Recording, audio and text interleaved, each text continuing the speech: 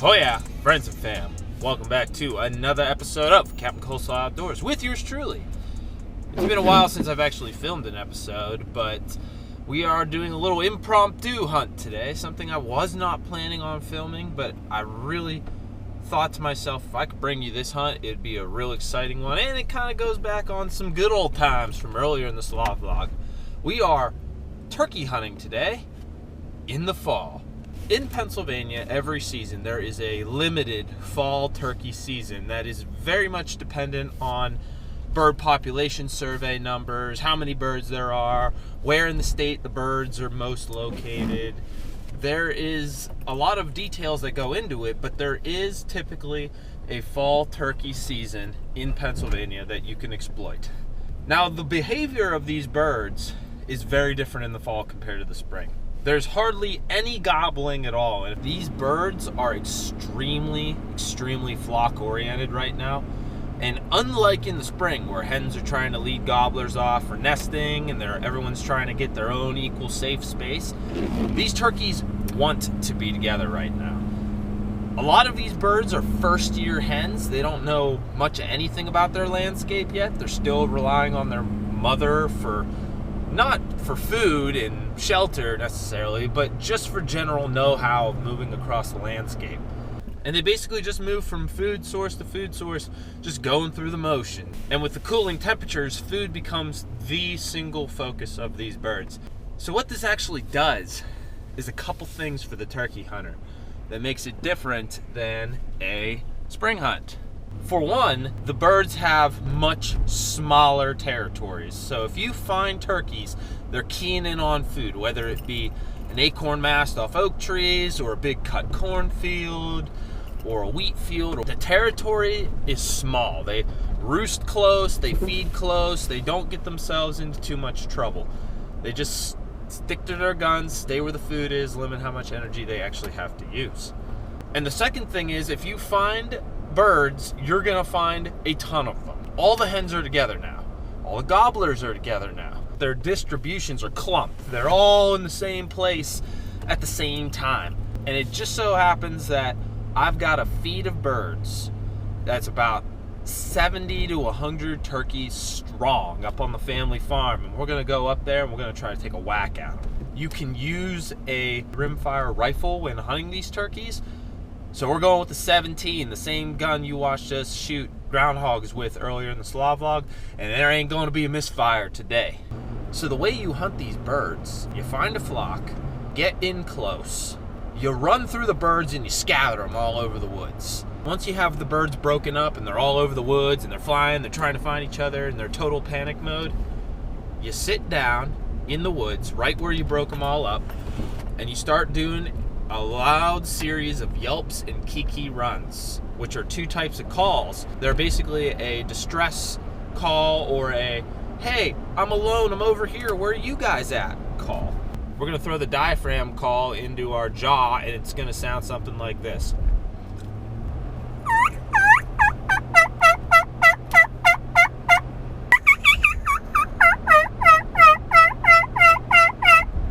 And hopefully those birds come running to us and we're able to get a shot at one inside of 20 yards as they look to try to reform their social groups. It's a super fun hunt, super intense, and we have all day to try to locate them. It's also the last day of the season. We're gonna get her done. Let's go see if we can find birds.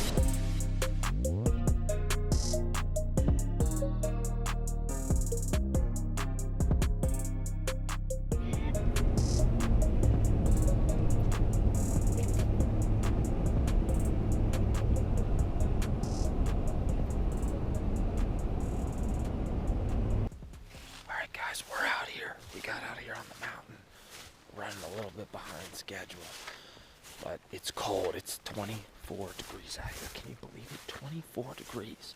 But that's good because that means that we're going to be able to hear these birds a long way away, and the cold will keep them on the roost. They'll want to warm up a little bit before they get on the ground. Another advantage of this is the birds want to go out into the open where the sun's going to be first in order to sun themselves right off the roost. So the first thing they're going to do is fly down. And on the other side of this mountain, there's a big field. And on the back side of it, there's a ravine with some big oak trees, hundreds of feet tall. And that's where I predict that they're going to be sleeping. So when they wake up, we should start hearing them cluck and chirp on the roost. Hopefully they fly right down into this field. And then from there, we can make a play on them. I'm not going to snipe one of these things across the field. No. We got to get as close as we can. These are big birds. We can shoot a jake, a hen, or a tom today. But we got to be able that we get close enough to them that if it is a big turkey, we can kill it. We don't want to maim these animals. So, small bullet, big bird takes a perfect shot. So, I'm going to sneak up into this mountain here where we can hear far off and see if we can't find these turkeys. And then, once we see them, then we'll make a decision on how we want to hunt them. So, let's get in here, see what's happening.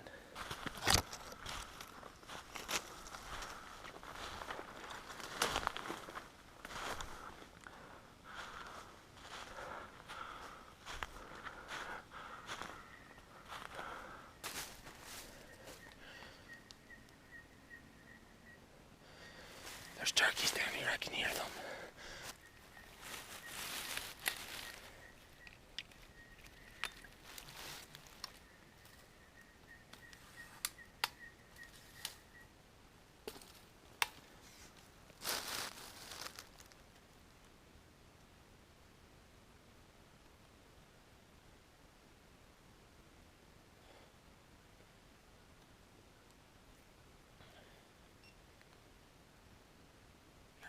Turkeys makes me a little nervous. I'm going to climb back up the top of the mountain here before they fly down. That way we can sneak out of here quicker. But they're here, and there's a ton of them down in this holler right out in front of us here. Down there, that goes down 500 yards, and it's all forested.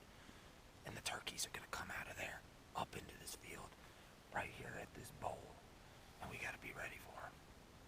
So I'm not going to waste time. I'm going to get our stuff, get the hell out of here.